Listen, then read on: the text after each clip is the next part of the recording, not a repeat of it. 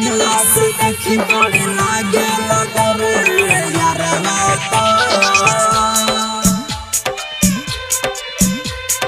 जंगला से देखी बड़ी लागे डर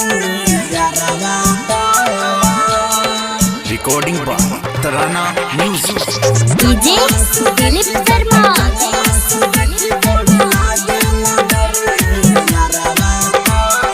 सोहला चंद्रभान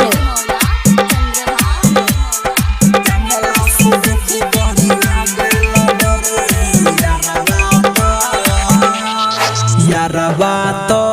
बाटे पगलाइल जब से हम बानी ससुरा में आइल आके रोजे मारे चक्कर जंगला से देखी बड़ी लागे डर यारवा तो बाटे पगलाइल जब से हम बानी ससुरा में आइल आके रोजे मारे चक्कर जंगला से देखी बड़ी लागे डर यारवा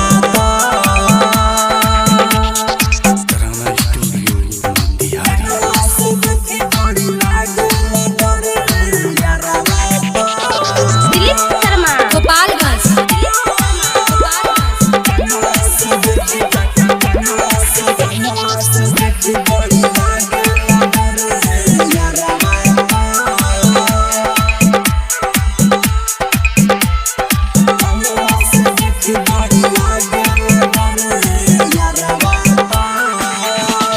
रोज चलिया बाइक चला के हाँ रोज चलिया बाइक चला के मारे हरन रोज खिड़की तया के आदत वो कर गइल बा बिगड़ कहे आई जे बीच में कर दे मर्डर यारवा बाटे पगलाइल जब से हम बानी ससुरा में आइल आके रोजे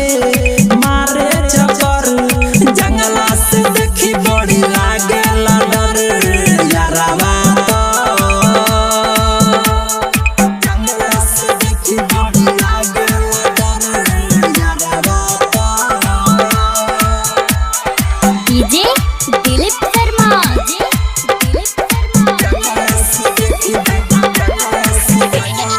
गोपालगंज